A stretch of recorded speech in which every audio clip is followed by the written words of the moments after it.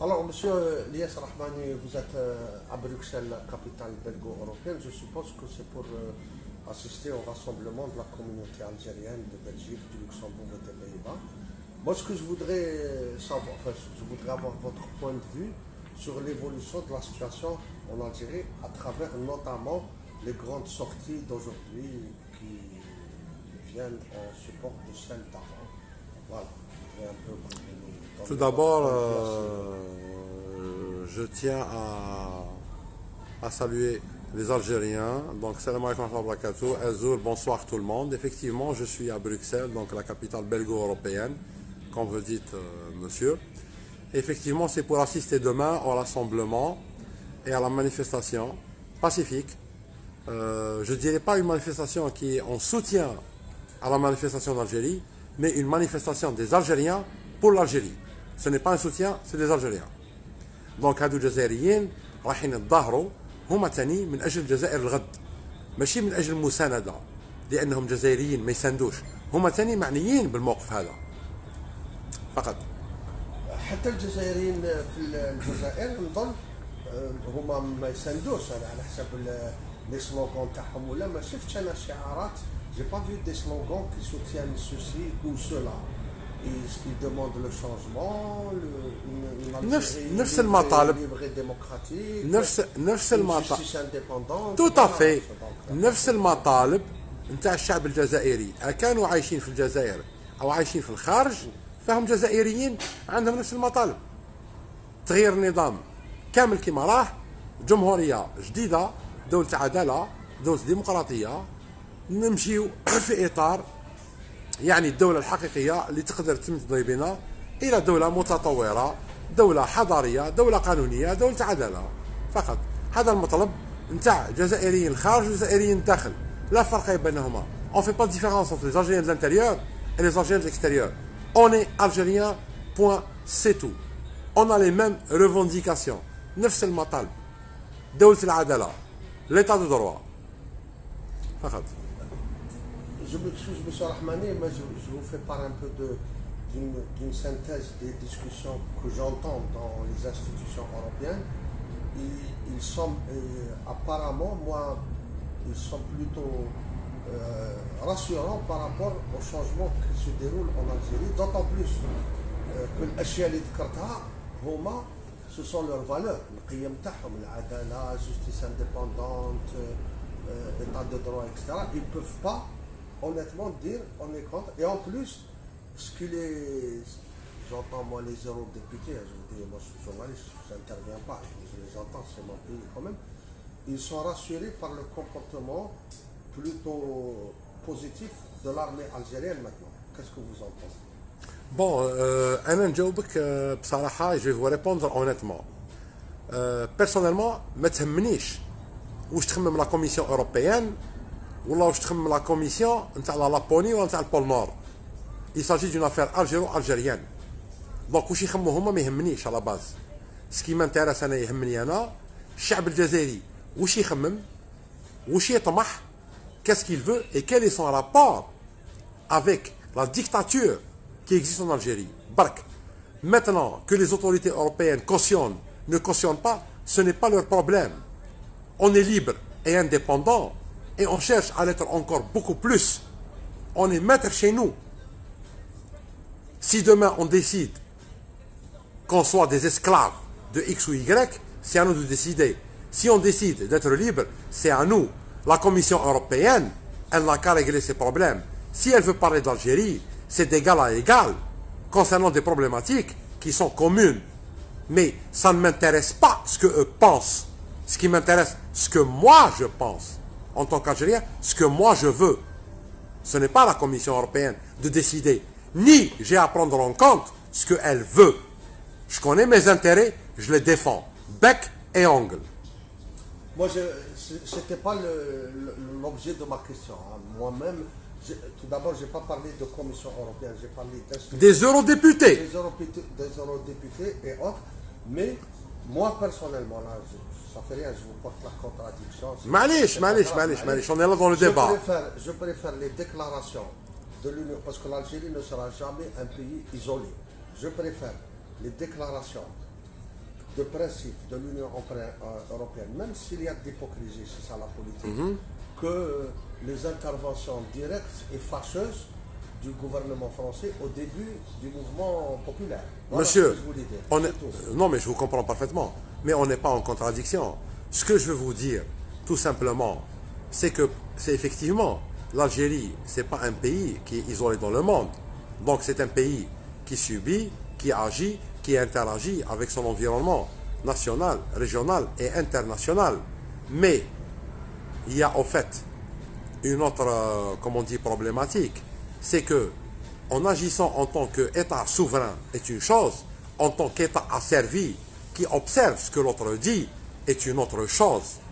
Donc ce que les autres disent, je le prends en compte, mais je ne suis pas obligé de m'y soumettre. C'est ce que je veux vous dire. Absolument. Je peux collaborer avec l'Europe, avec les États-Unis, avec l'Asie, mais pas sous forme de serf et seigneur, mais sous forme de seigneur à seigneur.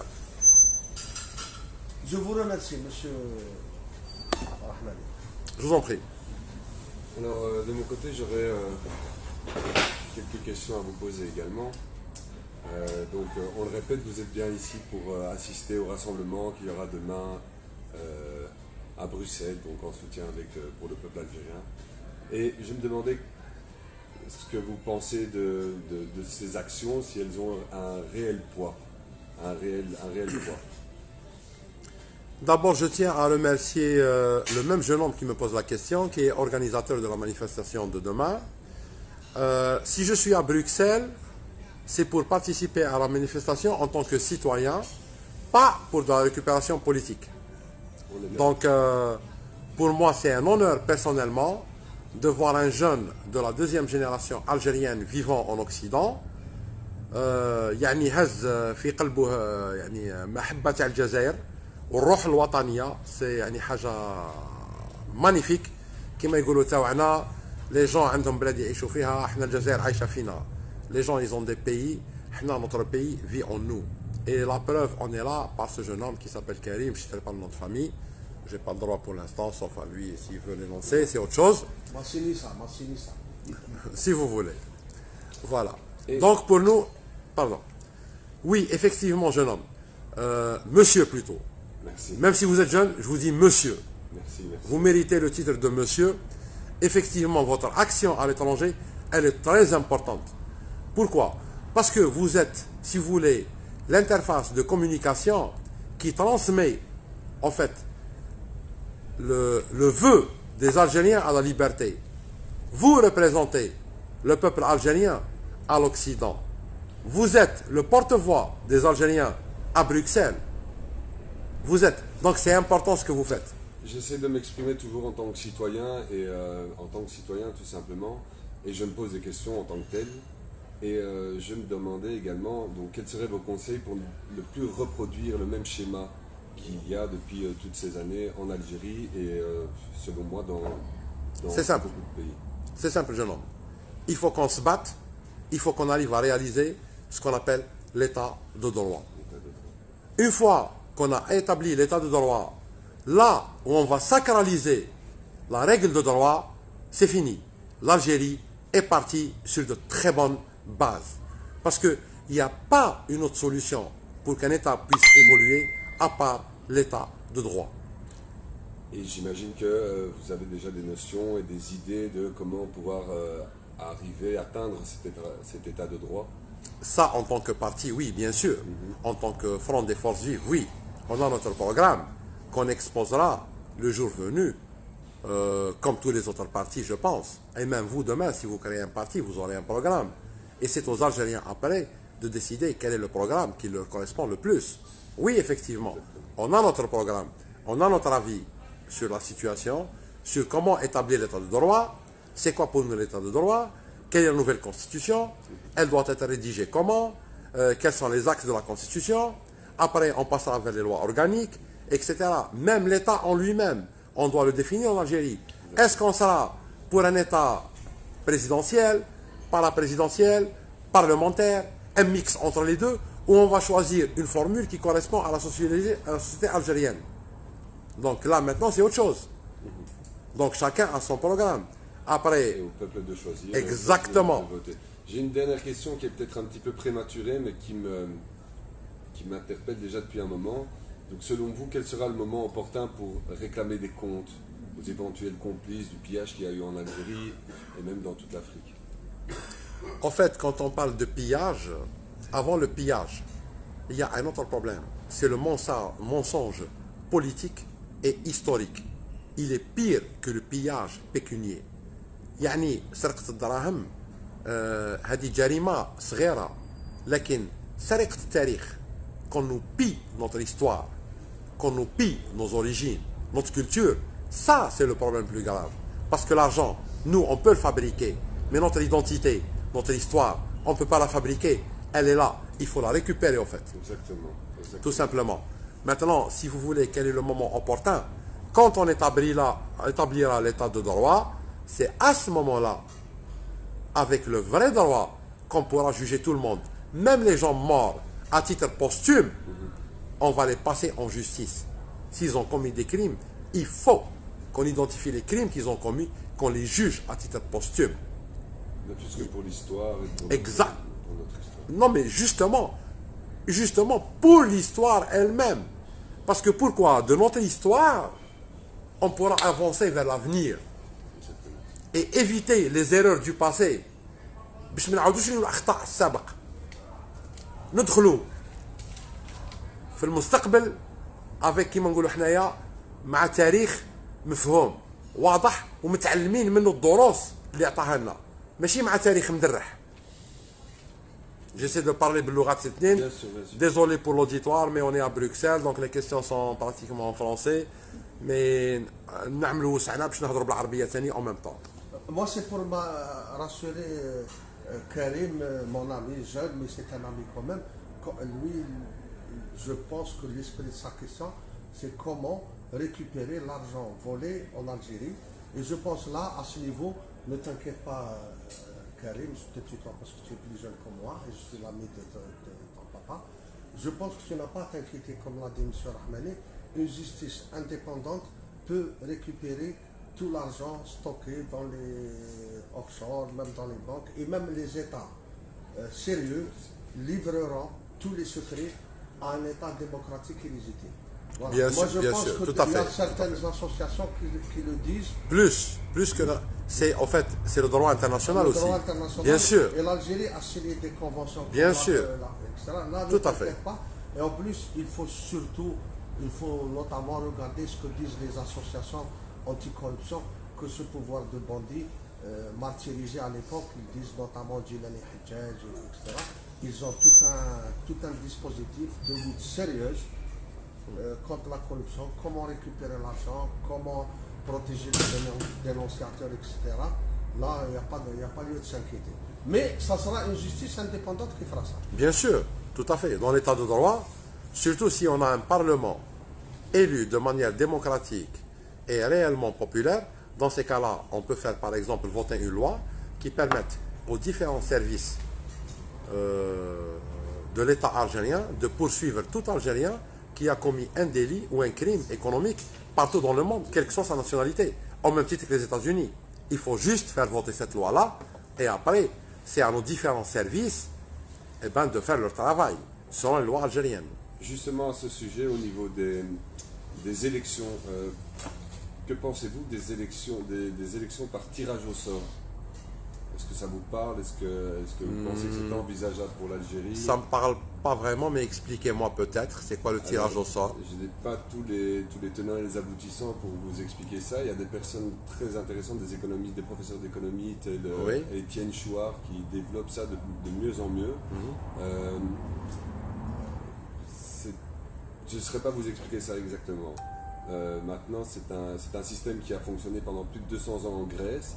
Je pense que c'est intéressant de se retourner un petit peu vers ce que les Grecs ont fait, puisque si je ne me trompe pas, c'est quand même je ne vais pas dire les piliers, mais ils ont quand même développé le concept de démocratie. Citoyenneté, de démocratie et tout ça. Je suis d'accord avec vous. Et c'est intéressant de voir qu'ils pratiquaient justement, de quelle manière, je ne sais malheureusement pas vous expliquer exactement, parce que ça prend du temps et je ne suis pas professionnel là-dedans, mais il y avait des élections par tirage au sort. Écoutez, c'est très simple. moi, si je comprends un petit peu ce que vous me dites là, quand on parle de tirage au sort, ça veut dire qu'on devrait choisir entre des compétences équivalentes. Oui. Et dans ces cas-là, oui, pourquoi pas. C'est un Voilà, tirage au donc, sort. de ce que j'ai compris, ce serait donc des personnes, des hommes de loi, des juristes, des personnes qui ont étudié le droit, qui seraient pris dans... Alors comment est-ce qu'on va effectuer le tirage au sort, c'est encore autre chose, mais qui seraient pris dans une sorte d'élection sur qui on pourrait tirer au sort. C'est une élection sélective. Sauf que, actuellement, le monde actuel ne permet pas ce genre d'élection. Pourquoi? Parce que, qu'est-ce qui va se passer? Si vous voulez créer ce qu'on appelle la crème de la crème et prendre une élection de manière sélective et après passer au tirage au sort, c'est antidémocratique actuellement. Parce que le peuple va se sentir écarté de cette sélection. Maintenant, moi, j'irai pas vers le tirage au sort, mais j'irai vers la libéralisation totale de tous les médias. Oui. Ce qui permettrait au fait une présélection faite par les médias en connaissance de cause, mais vis-à-vis du peuple. C'est-à-dire, tous les candidats qui vont se présenter, on va les passer par plusieurs filtres médiatiques. Et à chaque filtre, on les dénude un peu plus. Jusqu'au final, vraiment le peuple va être au courant de l'exactitude et de l'ampleur et de la taille et de la dimension de ces gens-là. Et c'est au peuple de décider, est-ce qu'ils les prennent en compte ou pas? Est-ce qu'ils votent pour eux ou pas? Mais on peut s'apercevoir quand même que le système électoral actuel, il est facilement faussé, il est facilement manipulable, On n'a pas de système électoral actuellement. Actuellement, qu'est-ce qu'on a? Le système de vote, pardon. On a une mascarade. Une mascarade. Exactement. Comment Là, contrer cette mascarade? on a une mascarade. Pour la changer. Tout simplement, il faut mettre un code électoral transparent, juste et justifié. Voilà. Maintenant qu'on est passé par exemple aux cartes biométriques, Oui. ça veut dire quoi? Ça veut dire que les cartes d'identité sont répertoriées sur un système informatique national. Donc, pourquoi établir une carte de vote puisqu'on peut voter avec sa carte biométrique? Puisqu'elle est facilement identifiable. Par exemple. Ce serait une solution. Exactement. Une des Comme meilleures. ça, on n'aurait pas ce qu'on appelle des électeurs qui n'ont pas créé leur carte ou fabriqué leur carte, etc. et rentrer dans des polémiques. Les listes aussi, c'est pareil. Du moment que la carte biométrique, elle existe pour X, ça veut dire que la personne existe réellement. Mais si on reste sur les listes électorales, sur les listes électorales, vous avez des morts, de fausses identités, des personnes qui n'existent pas. Ça, c'est ce qu'on appelle les malices de l'administration pour qu'elle puisse manipuler les chiffres. Mais on ne parle pas d'élections en Algérie actuellement. Parce que réellement, les règles qui existent en Algérie, c'est des règles qui permettent de transgresser la démocratie elle-même. C'est un moyen de détourner la démocratie, de créer une mascarade démocratique, tout simplement. Donc on ne peut pas parler de ça pour l'instant. Nous, on parle d'une période où on va créer de lois réelles, démocratiques et transparentes. Dans ces cas-là, on pourra parler d'élections, mais pas pour l'instant. Très bien. Déjà le fait que les PV doivent remonter à une instance centrale pour être transmis au ministère de l'Intérieur, ça, il ne faut plus que ça existe. Les PV démarrent des bureaux. Le résultat est donné au niveau du bureau. Il ne part pas ailleurs. Pas besoin d'aller à la PC rassembler tous les bureaux et les PV pour les annoncer. Le PV, le résultat de chaque bureau, est annoncé de manière unilatérale. Et le recoupement se fait au niveau central, sans avoir à intervenir au niveau régional. Très bien. Mais je suis- Plus les systèmes de surveillance électronique, etc., etc. On peut parler de ça, mais ça, au fait, ça sera sujet à débat technique entre les élites nationales qui seront concernées par ça. Pour le vote en Algérie, il suffit qu'il y ait une volonté politique. Mais je crois qu'on devrait passer à une autre question plus importante, c'est la menace au niveau des frontières. Je termine ma phrase. Je vous en prie. C'est pas grave. Il suffit qu'il y ait une volonté politique pour qu'il y ait des élections libres et démocratiques. Ça Mais paraît simple. actuellement en Algérie, Ça paraît depuis 20 ans, depuis l'arrivée de Bouteflika, même bien avant, la volonté était de frauder. Depuis 60 ans, monsieur. Voilà. Depuis 60 ans. Mais ça a pris de l'ampleur. Ouh, mais c'est la même chose, c'est la même chose. C'est la même chose, ouais. C'est des pratiques qui, pour nous, depuis l'indépendance, c'est la même chose. Hein. Hazib, je peux poser une question. Comment j'ai terminé? Monsieur Rahdani, je voulais vous poser une question sur la situation actuelle en Libye. Est-ce que vous pensez que ce qui se passe actuellement peut dégénérer sur nos frontières, Je vais répondre à votre question honnêtement. Ce qui se passe en Libye, personnellement, ça ne m'intéresse pas.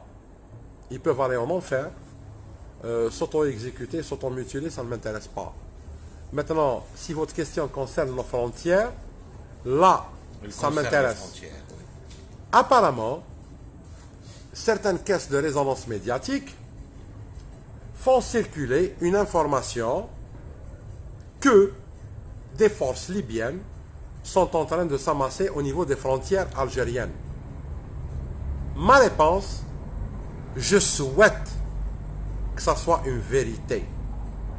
Parce que ça serait une opportunité pour nous d'enfoncer les frontières et de créer une bande de sécurité qui sera entre 50 et 120 km en profondeur dans les terres libyennes.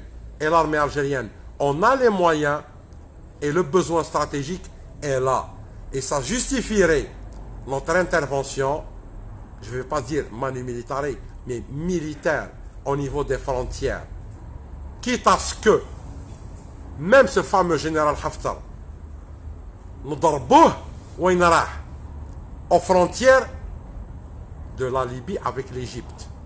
Ce n'est pas loin de chez nous. Et on a les forces nécessaires pour faire ça. Donc pour nous, la Libye n'est pas une menace réelle et sérieuse. Ça serait une opportunité pour nous. Maintenant, politiquement, je vais répondre. Pour moi, c'est un jeu entre le Khaïn Gaïd Salah, ses associés في الإمارات ومصر. علاش؟ باش يبينوا une menace في الحدود، باش يكالميو الثورة الشعبية. الثورة لازمها تكمل سلمية سلمية، ما تخافوش من الحدود. الجيش الوطني الشعبي ما نهضرش على قايد صالح، الجيش الوطني الشعبي وإمكانياته التقنية والعسكرية قادرين على الحدود وقادرين على ليبيا وحتى على اللي ورا ليبيا. ليبيا ما تخوفناش. La Libye ne nous fait pas peur. Au contraire, ça serait une opportunité extraordinaire. Parce que on a tout intérêt في مصلحتنا، في مصلحة الجزائر الاستراتيجية، أن نعملوا شريط أمني مع ليبيا فيه 120 كيلومتر داخل التراب الليبي. وحفتر نضربوه كون يتخبى في الحدود المصرية. ما عندنا حتى إشكال. قوتنا تقنيا وعسكريا ومن ناحية الأسلحة والكفاءة قادرين عليه. على حفتر وعلى مو وباباه وخالته واللي يوقف معاه. C'est clair. Sir Rahmani, concernant le nouveau gouvernement Maza ou Atrous, jusqu'où ils vont nous mener? Et jusqu'à quand nous allons supporter leur ingérence? Non, ce gouvernement, pour nous, il est illégitime, il n'est pas légal, il devrait sauter d'un moment à un autre et on passera normalement à une transition avec une élite nationale, sans réellement une tendance politique, mais avec une compétence technique pointue. C'est ça le but, c'est d'aller vers une transition nationale, nationaliste, patriotique, qui mènera l'Algérie à des élections démocratiques et transparentes, avec l'établissement des nouveaux codes électoraux. Mais le gouvernement qu'il y a actuellement, il est illégitime, illégal, tout simplement. D'ailleurs, le président Abdelaziz Bouteflika, Allah la yarham minnou adam, le fait de démissionner, c'est pour légitimer ce gouvernement. Parce que s'il avait laissé l'application du 102 pour incapacité, le gouvernement aurait été automatiquement illégitime. Pourquoi? Parce que le président qu'il a nommé, soi-disant, est lui-même incapable de gérer le pays. Donc, gouvernement illégitime. Il a démissionné pour faire appliquer le 102, mais dans l'intérêt du système, que le gouvernement soit maintenu. Ça veut dire que le président est parti de sa propre volonté, mais pas par incapacité. Donc, le gouvernement, il est légal. Pour lui, pas pour la revendication populaire. Et on l'a vu dans les manifestations d'aujourd'hui. الشعب ناض قال تروحوا كاع لا حكومة لا قايد صالح لا مع قايد صالح تروحوا كاع الجزائر جديده، دوله جديده ديمقراطيه حقيقيه، دوله عداله وقانون. شكون يكتب القانون هذا؟ ولاد الجزائر. شكون يدير القوانين الانتخابيه؟ ولاد الجزائر، ماشي ولاد الحركه، ولاد القوميه، ولاد هادو لي زوزيفرويتي او المافيا او لا سيكت ساتانيك كي ا ديريجي l'Algérie. دونك لو غوفرنمون هذا ما نهضروش عليه.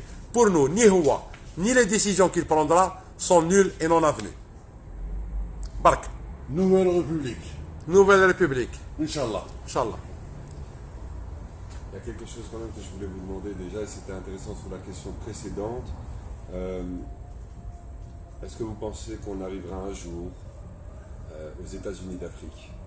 Est-ce qu'on arrivera à fédérer l'Afrique qui a tout pour... qui est déjà le continent de l'avenir? Ce serait un État fédéral, ce serait avoir des États-Unis d'Afrique. Écoutez, de votre question, j'en déduis vraiment que vous êtes ambitieux et que vous êtes très jeune. J'espère que ça sera يعني في حياتك نتايا ان شاء الله. لكن commençons par parler d'Afrique du Nord. Après, on passera vers l'Afrique. L'Afrique, c'est un très gros continent. C'est le continent d'avenir. C'est la population la plus dense sur le plan mondial en 2050. L'Afrique détient pratiquement le 1/3 des richesses mondiales, tant agricoles qu'au niveau des matières premières. Et même au niveau de la matière humaine, je dis la matière humaine, matière grise, etc., main-d'œuvre et tout ce que vous voulez, c'est l'Afrique qui sera après ce qu'on appelle le carburant du monde. Je suis d'accord avec vous. Mais maintenant, moi je préfère, j'ai 50 ans, moi je préfère répondre à quel est l'avenir de l'Afrique du Nord dans le contexte mondial actuel. Pour les États fédérés de toute l'Afrique, ça, Monsieur Karim, ça sera votre mission à vous, pas la mienne. Moi j'aurai fini ma mission. D'accord? Merci beaucoup pour... Il reste quand même quelque chose d'important à souligner. Et je ne sais pas pour que vous répondiez, vous pouvez reprendre la parole avec plaisir, que tous les citoyens du monde sont en béatitude devant ce qui se passe en Algérie, depuis les mars, depuis le 22 février, bien sûr. Est-ce que vous avez une explication politique, sociologique, spirituelle à ce qui se passe? Parce que c'est quand même quelque chose d'inédit dans le monde et tout le monde le dit. Quand les Autrichiens et les Autrichiennes, les Australiens et les Australiennes, les Américains et les Américains, les Canadiens et les Canadiens, les Anglais et les Anglaises disent nous voulons savoir ce qui se passe en Algérie. Bien sûr que ça nous fait plaisir, nous en tant qu'Algériens, parce que ça titille notre ego. Mais est-ce qu'il y a matière à poser une réflexion à ce niveau? Mais monsieur, on n'a pas besoin de réflexion. C'est 3000 ans d'histoire qui se réveillent. Il ne faut pas oublier qu'on parle de l'Algérie, anciennement la Numidie, dont la capitale s'appelle Sirta. Il ne faut pas oublier que 300 ans avant Jésus-Christ lui-même, on était des rois et des seigneurs dans notre zone. Tout simplement, moi, la réponse, elle est claire. C'est 3000 ans d'histoire qui se réveillent. Donc, il ne faut pas s'étonner du civisme des Algériens. Les Algériens, c'est 3000 ans d'histoire. C'est tout, qui se réveille. Tout simplement. C'est la réponse à votre question. Votre dernier mot, monsieur Hamani. Mon dernier mot, c'est très simple. نقول للشعب الجزائري اللي يخوفوكم من ليبيا ما تخافوش منها. ليبيا ما تخوفناش. ما تخوفنا لا ليبيا، لا الناس اللي ورا ليبيا، لا اللي تحت ليبيا، لا اللي فوق ليبيا. حفتر هذا وحق من سماه محمد. ما نجيبوهش ميت، نجيبوه حي ونعفسوه في لابلاصودا. الجزائريين الكل يعفسوا على خليقته وعلى الكور تاعو، يموت بالعفيس. سي ميم با افيك لي زارم. تخافوش من ليبيا. ومام البغل تاع قايد صالح يقدر يقولها لكم، ليبيا ما تخوفناش، غير لا كان هو دار كونترا مع الامارات باه يهدوا الجزائر في الحدود باش يخوفوا الشعب الجزائري. لكن من الناحيه التقنيه العسكريه ليبيا ما تخوفناش. ماذا بينا ليبيا تشكل المناص وتعطينا هي الفرصه ان نجتاحوا ليبيا فقط. والسلام عليكم ورحمة الله وبركاته. Bravo. Très bien, avec ça. C'est comme ça que ça se passe là-bas,